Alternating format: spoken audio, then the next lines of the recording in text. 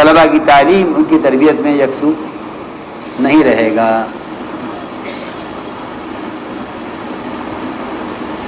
لیکن یہ بات اس شخص کے لیے ہے، یہ بات اس شخص کے لیے ہے جس کو کمانے کی ضرورت ہے۔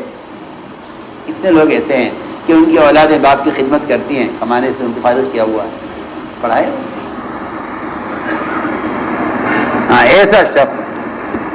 جو پورا وقت تعلیم کو دے کر خود کوئی تجارت نہیں کر سکتا، اس کو وقت نہیں ملتا، اس کو چاہیے کہ وہ اپنے وقت کا بدل لے۔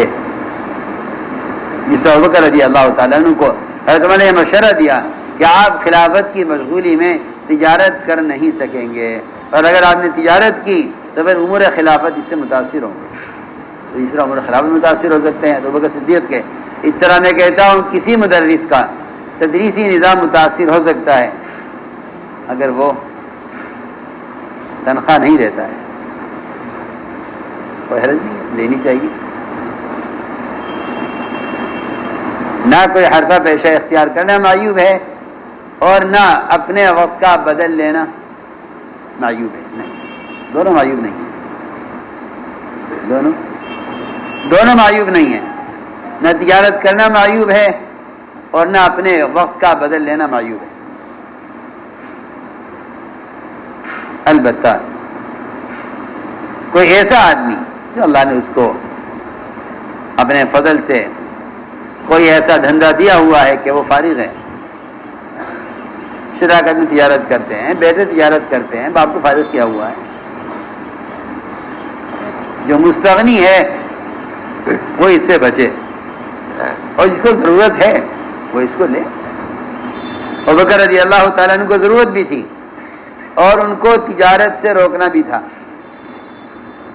اس لیے ان کو ان کی امور خلافت کی مشغولی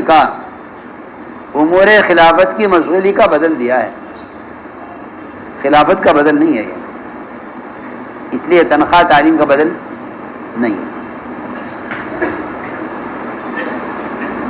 ائمہ کی تنخواہ، مدرسین کی تنخواہ یہ تعلیم کا بدل نہیں ہے، تعلیم کا بدل تو صرف آخرت ہے، تعلیم کا بدل صرف جنت ہے، یہ تعلیم کا بدل نہیں ہے، یہ وقت کا بدل ہے،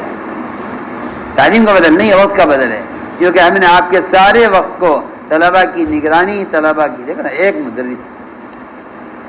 اللہ جزائے خیر دے، امیر الہند حضرت مولانا ارشد مدنی مدد علی، بہت پیاری بات فرمائی، بہت پیاری بات فرمائی کہ جو مدرس فجر کی نماز میں اٹھتا ہے، تہجد میں، وہاں سے طلباء کی نگرانی کرتا ہے، اور رات کو طلباء کے اپنے ٹھکانے پر پہنچ کر سونے تک اس کی ذمہ داری ہوتی ہے کہ تمہارے ذمہ طلباء کی نگرانی، وہ کیا کرے گا؟ ایک منٹ کے لیے بھی اسے فرصت نہیں ہے۔ آپ نہیں جانتے کہ ان مدرسوں میں مدرسین کو اور ملازمین کو کتنی جان مارنی پڑتی ہے۔ اگر آپ کہیں نہیں جی آپ تجارت کریں تو ظاہر بات ہے کہ ان کی تجارت کی مشغولی ان کی ذمہ داری میں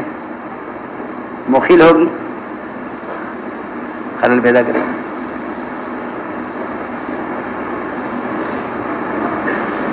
تو میں اس لیے عرض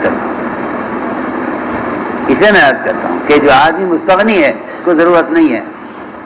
وہ تو اس سے بچے، اور جس کو ضرورت ہے اور اس کا تمام وقت طلباء کی تعلیم اور ان کی نگرانی میں